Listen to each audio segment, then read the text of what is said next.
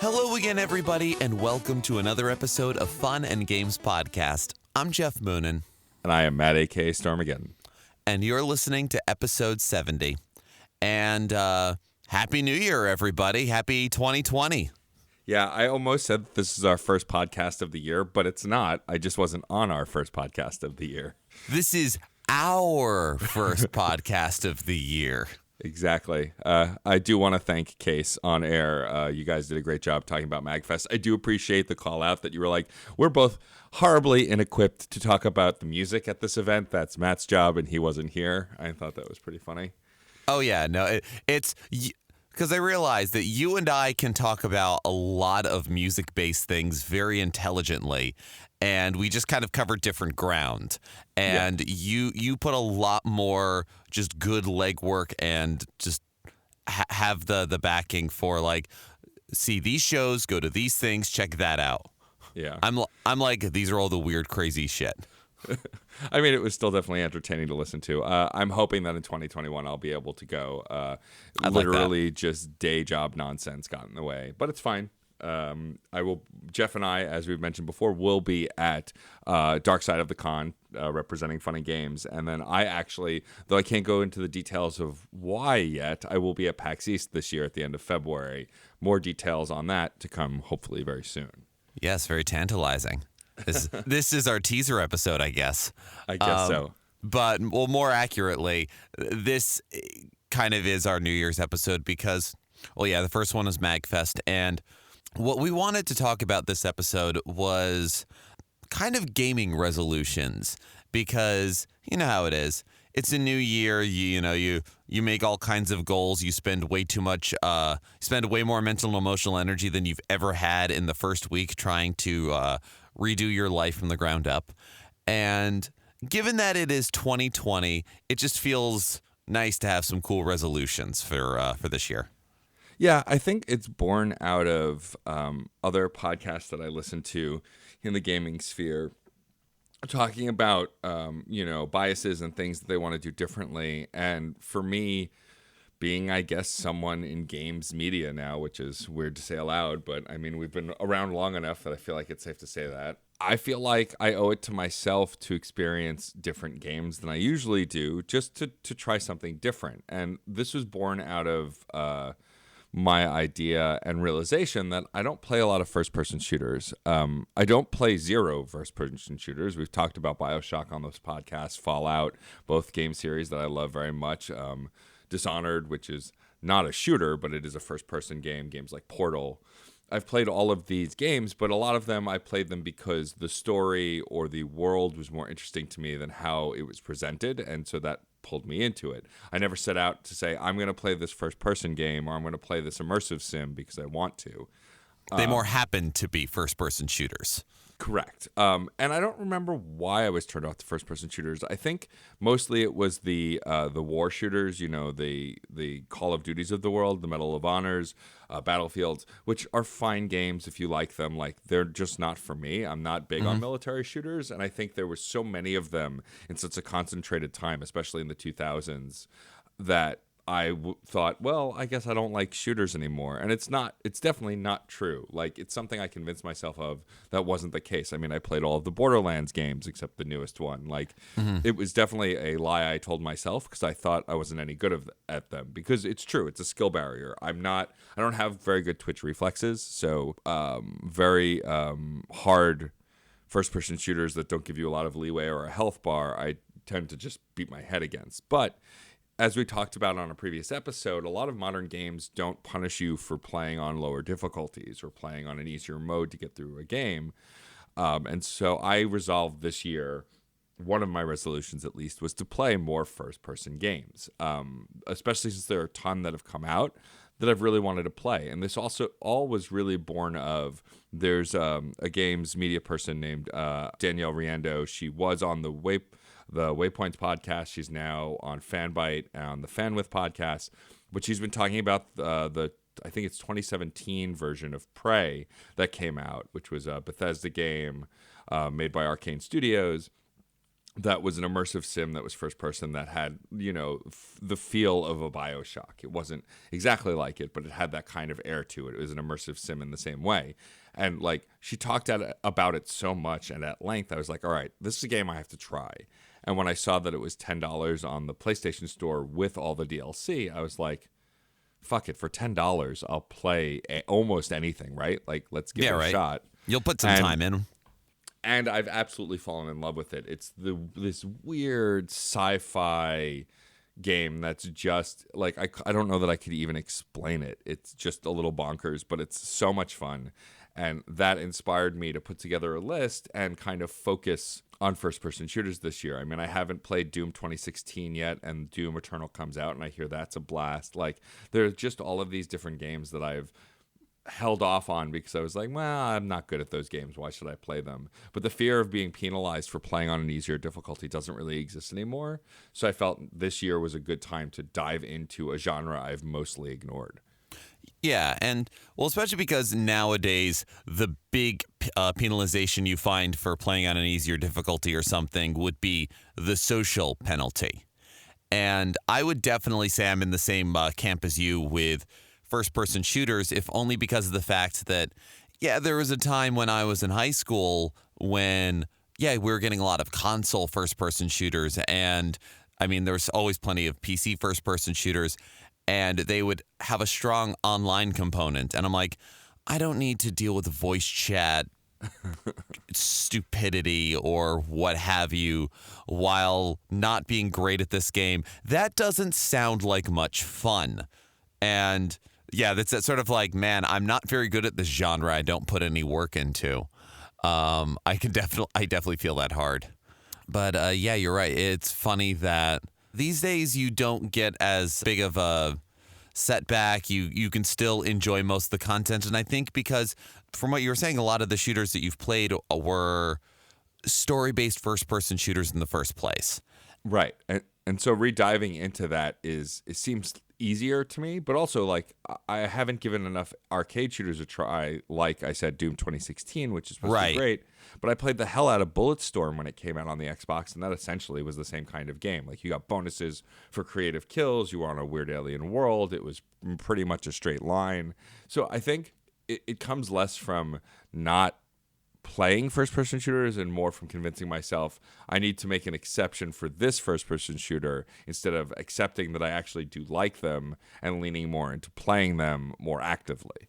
Yeah, and they've definitely, the variety of play styles, the litany of lengths and everything else, things have come a long way since, Doom 1 was the norm.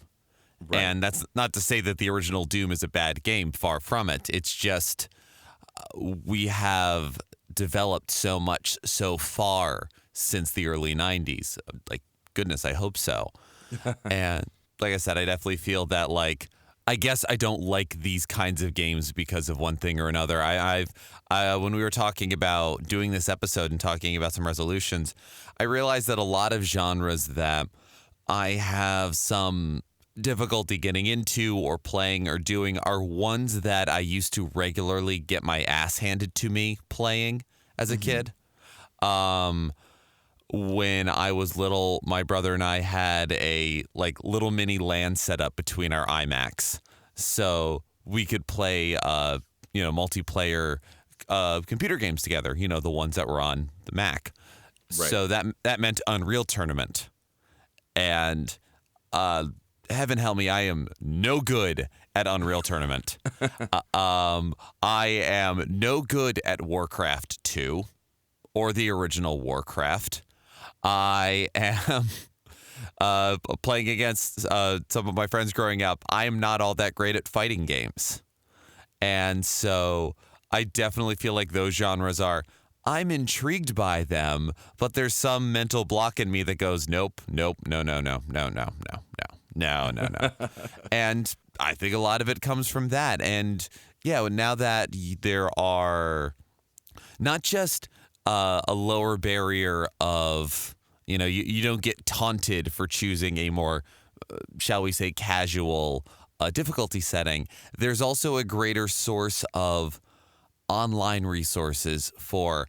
I want to like these kinds of games or this series. What is there to know? Right. I wish I could remember who it was. I saw this absolutely amazing, 25-minute breakdown of how to start understanding fighting games like professional, like tournament winners do. It's not just to learn special moves. It's not just to learn the mechanics of the game. It's the notion of punishing openings and what to watch for and what the AI does and what your opponents do, learning to answer to threats.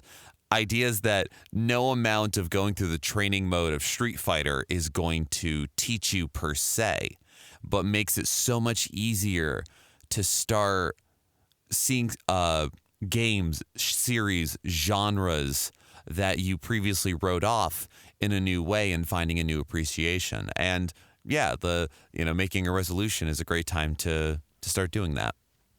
For sure, yeah. And the games that I want to play aren't all just more recent titles. There's tons of older titles that I've passed over that also are heavily story-driven that I'm told are phenomenal games, like the Half-Life series, which, I can probably get all the Half-Life games and the episodes that came after for, $3 on Steam, which... Most likely. Which I hear all hold up. But, the new Wolfenstein games I heard are phenomenal. Of course, I want to play Outer Worlds, which I was probably going to play anyway because it's the same team that did Fallout New Vegas, the best Fallout ever made. Don't at me. I think a lot of it, again, is just born of changing my own perspective and limiting my own enjoyment of games, which is part of this resolution. Because we both know, and anyone who listens to the show, I do have an affinity for 2D platformers. I am still, of course, in the middle of playing King of Cards, the new Shovel Knight expansion, which I think I'm almost done with. A little tangent about that, by the way. I typically hate card games in all other video games. I hated the one in Final Fantasy VIII and Final Fantasy IX. I hated Gwent in Witcher 3. I don't like those kinds of things. I do like the card game in King of Cards. And I think it's two reasons, right? It's one, it's a well-made card game, but two, because you're a bad guy, they let you cheat, and that makes it more fun. Yeah, it's amazing what that does to a card gaming experience. I'm somebody who adores card game mechanics in games. Shocker. This is, speaking on the other side of the opinion, I do still enjoy Joustus, the card game in King of Cards. It's one of those, it's simple but reveals a lot of deep strategy. There is that fun collection aspect of getting new cards. It's very funny. You can cheat in the card game, and my brain goes oh man, it hasn't been like this since. So here's a very obscure piece of gaming software. One of the other kinds of card games I really enjoy is Solitaire, and not just what people think of, the Klondike Foundation, 7 foundations. I know a lot of different variations. I have books, and there was one that was called Burning Monkey Solitaire. I'm sorry, what? Burning Monkey, as in a simian on fire. I got it. It is I just want to make sure I'm understood here because I'm not making any of this up. This was a series, they had a bunch of updates to it too. But the storyline of it was that because there was lore to this game. Good is Lord. That you were playing Solitaire, but the Solitaire was actually a movie being projected in an early 20th century movie house that was filled with monkeys, because apparently there was a period of time where monkeys would break into movie houses and start yelling at any movie like it was a game of Solitaire. And so someone filmed the game of Solitaire, but the monkeys didn't like it at all, and it all ended tragically. And so you are playing that movie screening. And so there's Solitaire, and then there's an overlay of audiences of an audience full of monkeys in the balconies and everything. And you could click on them, and they'd say stuff, and you could do stupid things. And one of the things you could do was cheat. And the monkeys would start making fun of you, but you could do it. And for a long time, I would play other solitaire games or other card things. I'm like, yeah, but I can't cheat. I don't need to, but I never realized just how freeing it was. It's solitaire. I'm only cheating myself here. Let me do this. Right? It doesn't affect anybody else.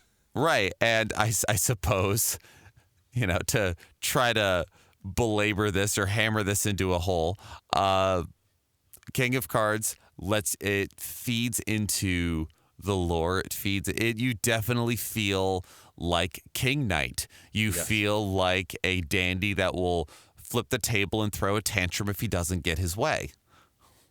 Yeah, totally. In doing so.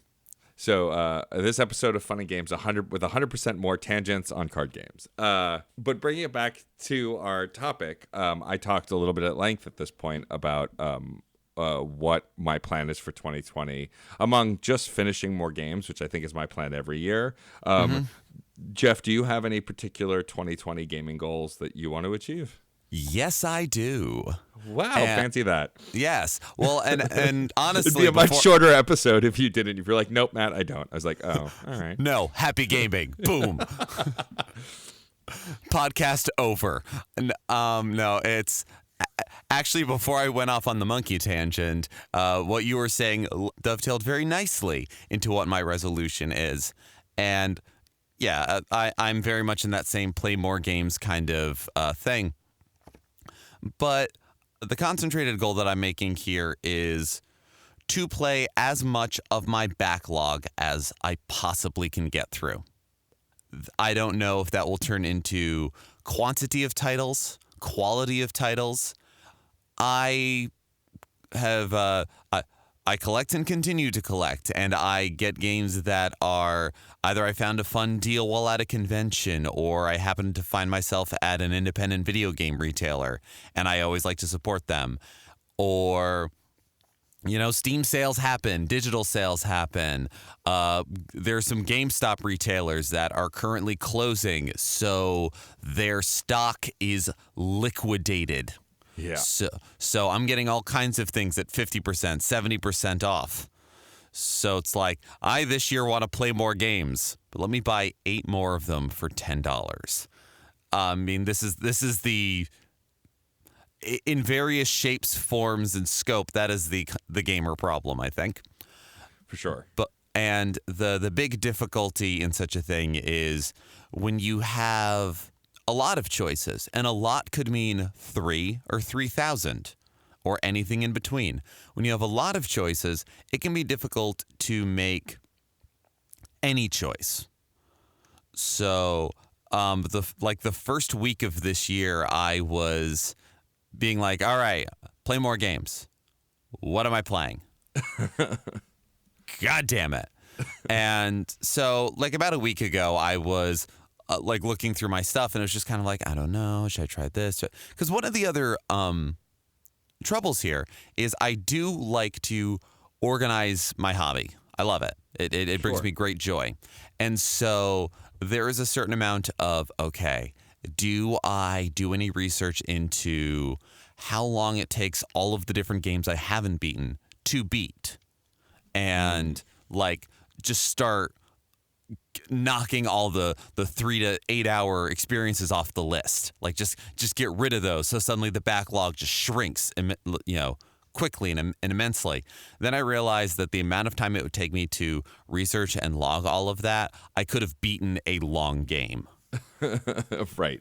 So I, for whatever reason, maybe because it was at eye level on the shelf, was looking at my PlayStation 2 games, and I picked an arbitrary direction. I went, all right, I'm going to start at Z and work my way backwards through the letters. If I get to if I get to a series that has a couple different entries, I'll start at the first one. If I've beaten that one, I'll beat the next one. So I'm currently playing through the first X-Men Legends. Maybe by the time this episode drops, I should hopefully be done with it. I'm in the last few missions, but it's like, okay, that's the one I'm starting with here. Well, this is going to take me a whole bunch of hours. Yes, but then it will be done. And then maybe the next one won't be as, will not take as long kind of idea. So, and that's just the console games. I still carry handhelds with me. Right now, I am playing through Celeste finally on the Switch, and that's a good deal of fun. I considered playing an RPG on my Switch. Actually, that was suggested by Sarah. In particular, she wanted me to finally play through Octopath Traveler. We got it, and she started playing it immediately. And then then you just kind of lose track of things. For sure. But yeah, so she's like, why don't you play that? I'm like, I don't know. I'm playing through an RPG-ish dungeon crawler right now at home. Let me play a platformer. So when I beat that, maybe I do Mega Man 11, maybe I do Octopath Traveler, maybe I do something else. Maybe I break out the Vita. I don't know. But yeah, if I've beaten X-Men Legends, next is Beautiful Joe, which I've played through, but I've never beaten. To beat more games, I want to get to the credits. Yeah. Which is, play more games. Well, if I don't try to beat all of them, I can play more of them. Yes, but at what point do I say I've played them? Is it a percentage? Is it an amount of time? Let's get to the credits. If I feel like 100%ing it, cool. If I don't, I don't. But get to the credits. Then you can set, I have a column in my database that is if a game has been completed, and then another one for if a game has been 100%ed, completionists. Right. Yeah. I mean, I've mostly approached games the same way lately. I have on my gaming log played, finished, and completed. And I think the only game I've completed in the last couple of years was Curse of the Moon, because it was so short and I loved it so much that I went through it over and over and over again. Yeah, it's fantastic. But for me, yeah, I feel the same way about my backlog, and I don't nearly have as extensive a backlog as you do. Digitally, maybe I could give you a run for your money, but definitely not physically. I think your digital collection definitely dwarfs my digital collection. And that's. I mean, you've caught some great sales, man. Well, yeah, and a big part of that also is my Switch library is starting to look like my Steam library, which is a problem in it of itself. Fair enough. And it's funny, too, because I forget some games that I haven't completed. Like, a friend of mine just got Mario and Rabbids on Switch, and I remember there being co-op. So I'm like, oh, we should play that together online. Turns out it's only local, which pissed me the hell off because, why? If you put something in that's local, adding the online is not that much more difficult, so that drives me bonkers. But that said, I went in to see where I was in the story mode, and I was right up to a boss fight, which was delightful because it's done by Grant Kirkhope, and the boss is a rabbit mixed with an old-timey record player and a ghost, and becomes this opera singing rabbit that actually sings lyrics with words the whole time you're fighting him. It's delightful. Oh, wow. And it reminded me, oh, yeah, I still have to go back and finish this game. I never finished it. And I think that we're aligned in a way on getting through more games that we have. I mean, I still haven't finished the newer Bloodstained. I haven't finished Xenoblade Chronicles 2, which I bought ages ago. I think while I'm still, of course, going to buy new games because we buy new games. That's how our brains work at this point. Thanks, capitalism. Oh, yeah. I definitely am going to make an effort to try and get through my backlog. Also, as of when we're recording, a lot of games were announced to be delayed till the middle or end of this year that were coming out in the earlier part of this year.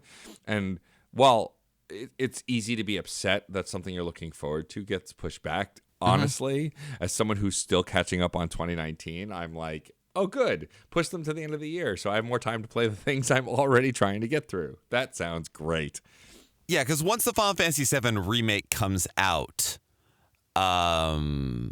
yeah, I feel like once that comes out, we're both going to have to do an episode just on that and our impressions compared to the original because we talk about it a lot, and that's going to be a big release. Thankfully, it got pushed back to May, so we have almost half a year to catch up on our other stuff. Yeah, exactly. And it is funny because the reason I felt like your resolution kind of dovetailed into mine nicely is you buying games on digital sale, Steam sale, what have you, getting games at used shops and whatnot. You will far more often spend $3, $5, $10 on a game you would not have wanted to take the risk on at new full retail value. Like, I don't much like that genre, or I'm not so sure about that. But it's like, you know what? Like what everybody said about Oni when it first came out, the Bungie game from like 2000. Getting it for $7 on the PS2, you know what? I'll eventually get around to it. And there's plenty of others. Like I have PsyOps, and I have a whole bunch of other like first-person games, strategy-ish games, like games that are fighting games that, you know what, I would spend used video game prices on that I now have, and I know are quality experiences. I just got to start going for it. Yeah, I think one of the reasons I haven't played Doom 2016 yet, even though I've heard how phenomenal it is because I want to buy it on the Switch. Even though I know it'll look better on my PS4, there's something about playing a game that still looks that impressive on a portable console and that runs really smoothly, I've heard as well, that makes me want to buy it there. But because it's on a newer console and it's technically a ported different version, it's not the exact version that's on other consoles. It's rarely on sale like it is everywhere else. Or if it is, it's like half off for $30, whereas like on Steam, it's often $5 or $10 because it's been out longer on that platform. And that's my own hang up. It's mostly that if I can buy it on the Switch, I'd much rather. Even my experiences with Bloodstained, which now runs fine and was perfectly playable when it came out, just a little frustrating. It hasn't pushed me away from that because for the most part, I just like playing games on my Switch. Although I will admit, getting Prey and getting Jedi Fallen Order both towards the end of last year made me re-fall in love with my PS4. I had this weird thing where I liked sitting at my computer or playing with my Switch, but didn't like sitting with my PS4. And I don't know where the stigma came from. I guess, at least on the computer, gaming felt more communal because even if I wasn't playing with a friend, I had my Steam friends list open or I was on Discord, and the Switch was like portable, so I was playing it in my bed. I think there was something that felt isolating about the PS4 for absolutely zero reason other than my own hangups. But lately, it's no secret on this podcast that my spouse, Sarah, while she does like some video games, doesn't play a ton of games. But more recently, like when I was playing Jedi Fallen Order, Star Wars, a fandom which she's familiar with and likes, would sit down and just kind of talk to me and watch me play or hang out in the room while I'm playing. A thing she didn't always often do in the past. And that made me feel more comfortable playing my PS4 again. Again, it's a total hang up that's a mental block in my own head, but I think I don't like feeling isolated when playing games. Games have always been about the community. We talked about this in the streaming episode and how why I started streaming was to feel that community. And like, it's been nice to reconnect with my PS4 because I do love my PS4. I do have a ton of great games on it that I still haven't finished either digitally or physically. And so it's nice to re-fall back into it. I'm already feeling the pull to go back to Witcher 3 Wild Hunt and finish it because I've been watching the Witcher series. I'm only in the very beginning, but I'm enjoying it. And then, of course, it immediately makes me go, I should still finish that game because I really like this character. So we'll see how that goes. Again, the focus for my gaming resolution will be engaging in more first-person shooters of all kinds. And again, it's not just going to be military shooters or arcade shooters. It's the gamut. Like a lot of immersive sims, a genre that I'm a fan of, but I didn't really realize I was a fan of because I liked BioShock and Dishonored and Fallout because I thought I just liked them, not necessarily because they were a specific focus of first-person shooter. Right. And so I'm excited to get more of the nuance out of first-person games and understand why I might have stepped away from them and what enjoyment I can get out of them. Now I'm sure I'm gonna hit a wall on some of them and maybe not like some of them. But I've learned also last year a lot of games that people complain about for very specific reasons sometimes washes over me. Like Jedi Fallen Order got a lot of hate because they thought that the lead character was bland, that the story was tropey, this, that, and the other thing. I played it and I had a blast from start to finish. I liked Cal Kestis. I liked the character development. I liked the story. I enjoyed the gameplay. Again, I'm not a Dark Souls person, so I played it on story mode. Whatever. I still really enjoyed it. And so, like, The Outer Worlds is supposed to have, like, a same kind of conversation around it. Like, it's a Bethesda first-person RPG, but the choices aren't great, and the story is only okay. But I don't know. I'm excited about it. It seems like the closest I'm going to get to feeling like I'm playing a Mass Effect style game again for a little while at least. Yeah. That's new because there are choices. You can make mistakes. The game goes on if you make a finger quotes wrong choice. And so we'll see how that goes. But I'm definitely just excited to like let go of a hang up that wasn't affecting anybody but me because I put that mental block in. And I think we get into that with our backlogs too, right? Yeah. We assume we have to, especially since, like I said, we're essentially games media at this point to a degree. We have followers. We interact with folks online. We share our opinions. There's this pressure to play the new thing as soon as it comes out. And I felt that pressure for a while. But playing Prey now, I'm like, I'm playing an old game and I'm having a blast. To me, it's new. Who cares? SDGC, as of this recording, just did their Game of the Year episode in 2020. And like they were discussing about like one of the hosts' favorite game of the year was a game that came out a year or two ago, but he played it in 2019. And we make the rules, right? If it's our program, like who cares when it came out? If it was a game you played that year and it was your game of the year, it was your game of the year. That's that. Like Prey is going to be a contender for my game of the year in 2020, and it came out 3 years ago because it's so phenomenal. Yeah, no, you're right. You're absolutely right. We make, and you keep saying that like, it's just a block in your own head, but just because it's in your own head doesn't mean it's not an obstacle to get over. Right. And one of, as somebody that has, as a person who makes New Year's resolutions, amongst people who make New Year's resolutions, some of my favorite resolutions, some of the ones that I feel are the best ones or the most productive, are the ones that kind of give you a little bit of a reset that lets you look into how you would interact with something. The idea of a New Year's resolution, I'm going to go work out more. Okay, cool. That's a thing for your health. When people do, like, speaking on the health subject, when people do like little health resets or like, for January, I'm not drinking alcohol. I'm not going to eat sugar. I'm not going to whatever. Like doing it as a diet. I don't know. Doing it as a thing where it's like, I'm going to take 2 weeks, 30 days, whatever it is, and realize just how often I turn to one thing or another. And then in February, if I want to have those things again, they're not a stress response. They're not a avert or run to. I also feel that sort of weird thing about like my PS4 or about a bunch of my TV consoles because the way that Sarah and I game at home is if we're playing a 2-player game, we're playing. Sarah, it doesn't matter the genre, the franchise, the whatever. She doesn't like watching other people play video games. Right. I remember this. Yes. So if I'm playing X-Men Legends, it's because she's not home. And so yesterday I was playing through some of X-Men Legends, getting towards Asteroid M, all of that. Sarah gets home and it's like we switch over to her playing Spider-Man.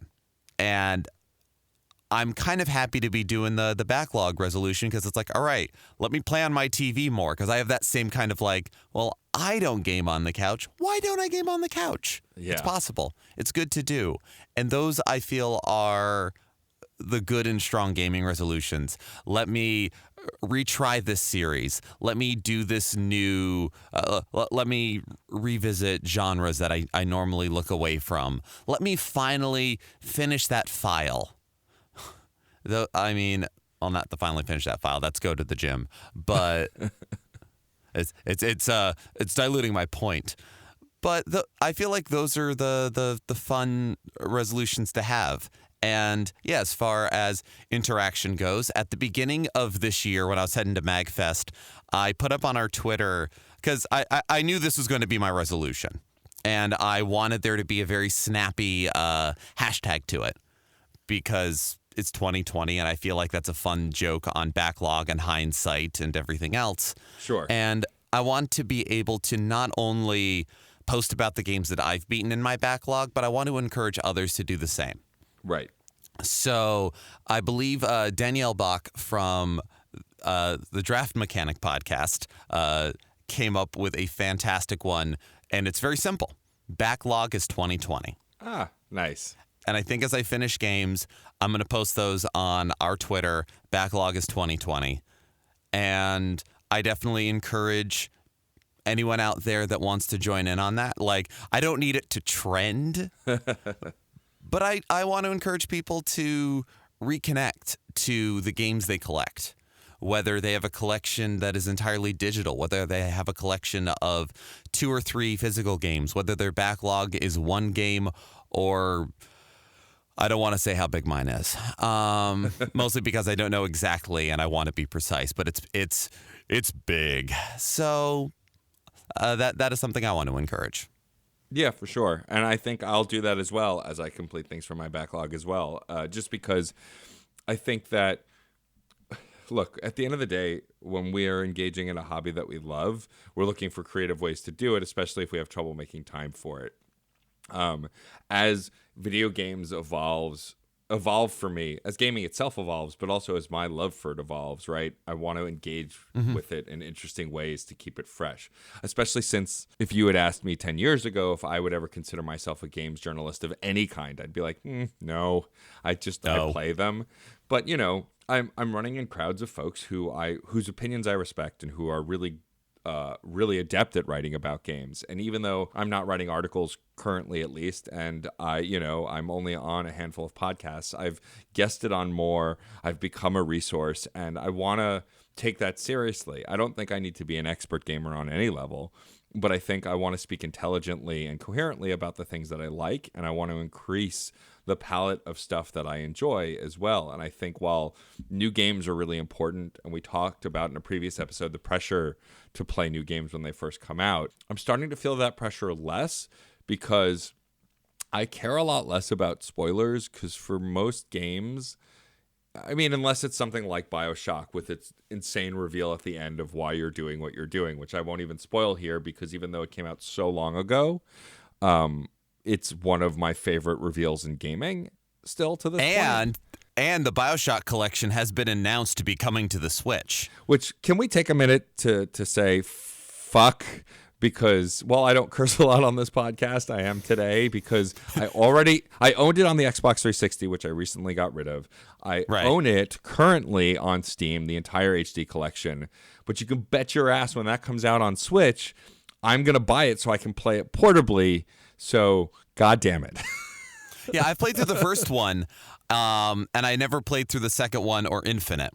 I know the second one is the one you can skip, but I've never played through Infinite. There's a lot of these games that I don't play them till they come to the Switch, not because I have a bias about it, but it's just like, what a wonderful time to get it. You know, yeah. I could play it at home. I could play it on the go. Yes, the Switch. Meanwhile, a ton of folks that I follow when that got announced, the rumor at least, because I don't know if it's confirmed yet, people started tweeting at BioWare like, re-releasing old games on the Switch? BioWare? Dragon Age? This Mass is Effect? totally Oh, yeah. Oh, God. I mean, it's funny, replaying Mass Effect on the PC, since I don't have an Xbox anymore, has been fine. I don't mind it. I don't mind keyboard and mouse, but my preference is a controller. It's just how I was raised. I became a PC gamer after being a console gamer. But if Mass Effect Trilogy got re-released on the Switch, I don't know that I would play anything else ever, because having Mass Effect anywhere I go would be dangerous, considering how much I've played that game. What should I play? Something short, something long, something new and exciting, something Mass Effect. Yeah. But what about Mass Effect? It's funny, I've been rewatching. So not only am I replaying it, obviously, for Reignite, which is on this network, but also a friend of the pod, Derek Van Dyke, who's part of the SDGC podcast, is a streamer and has been streaming the Mass Effect series on Thursdays, and is currently playing his way through 2. And while I haven't done the suicide mission for Reignite yet, because we're not there yet. As of this recording, the newest episode will have been Zaid's mission. Because of the way we're breaking it up, watching the suicide mission, I was like, oh, I love this game so much. I really want to replay it. Oh, wait, I am replaying it. I'm just replaying it on a schedule. fuck. And so like if I got it on another platform, I might feel more free to play. I mean, there's nothing stopping me from starting a separate save file to play on my own versus the one I'm doing for Reignite. But I'm afraid other than a vague grasp at sanity. Well, right. And like I'm afraid it's a running gag on Reignite that I can't remember shit about anything at this point. And so having two playthroughs going on at once and trying to remember one versus the other like would be a nightmare. So I'm just avoiding it for now. But yeah, I think that as we get into the Switch's third year, fourth year, something like that. We're gonna see, I think, even more re-releases of HD games that were never on a Nintendo console or weren't completely on a Nintendo console. And I think that's gonna affect how I approach my backlog because, you know, I don't consider replaying a game I finished as part of my backlog, but also I don't know that I can stop myself from doing it. Like replaying King of Cards, or not replaying, playing King of Cards for the first time is making me want to replay the original Shovel Knight campaign because I love those games so much. But my brain is like, you've got so many other games to play. Why are you replaying this? But also getting to do that, playing a new installment, playing a new title, or makes you want to revisit an older title or something you've played before or beaten. Like, that's part of why we're doing this. This resolution is, it lets us rediscover all of the things we find fun in the hobby. Right. And in the media and in the medium itself. And that's what I'm most excited about. I think so too. I think it'll be fair also. I can't remember if we did this in our year-end year-end review episode, but I feel like while part of our resolutions this year, we should talk about maybe the game we're looking most forward to in 2020. I feel like we've talked about this before, but I feel like it's also changed for me a little bit.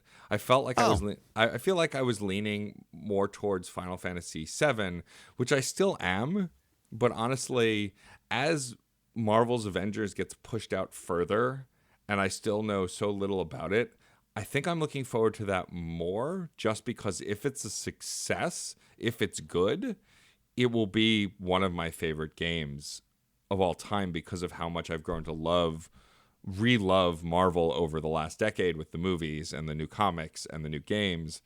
And so I think I'm looking forward to that game more, mostly out of curiosity than actual want to play. Because like I look at it this way. Final Fantasy VII Remake, I'm going to play it. We're going to do an episode on it. Like, it's a given at this point. Whereas Avengers, it's a giant question mark because it's a service game as well as a game that you can play by yourself. And those games don't always do well. And so I'm really kind of curious. Yeah, no, absolutely. It's good to be excited about the past and the future. And I'm excited about both. And listeners, I want to know what you're most excited about. Games you're looking forward to. If you want to join in on either of our resolutions, because again, I know you have them. You know, backlog or gaming resolutions. These are the ones we've decided upon, but that doesn't mean that there aren't other ones really, really, really worth considering. I don't want to know about them. Yeah. Please, we love talking about this stuff. Join in the hashtag backlog is 2020 if you are engaging in your backlog. I guess Prey doesn't count as my backlog because I bought it and then started playing it a day later. That's not quite how backlogs work. Backlog might be a little bit of a misnomer. It's sort of like your gaming queue. Yeah, that's true. Gaming queue is a good way to put it. It's in your queue, but backlog is the term we accept, and it's the one that makes sense. And yeah. But yeah, definitely join in the discussion. Let us know anywhere you interact with us on the internet. You can find us on Twitter, Facebook, our Discord server, which you can find at certainpov.com, where you can also find a ton of other really great podcasts on this network, like Reignite, which I mentioned, which is the other show I do, as well as Case's many, many shows. Mr. Case Aiken has 3 shows on the network coming for my title, but a huge variety of nerdy things. Also, if you haven't listened to Certain POV, the flagship podcast, it recently went on an indefinite hiatus, but they're still worth listening to. I think their wrap-up episode on Rise of Skywalker and their feelings on Star Wars altogether is worth listening to. Agreed. So definitely go check that out. There's a lot of different topics to touch on, a lot of different conversations to have. thank you for being a part of this one.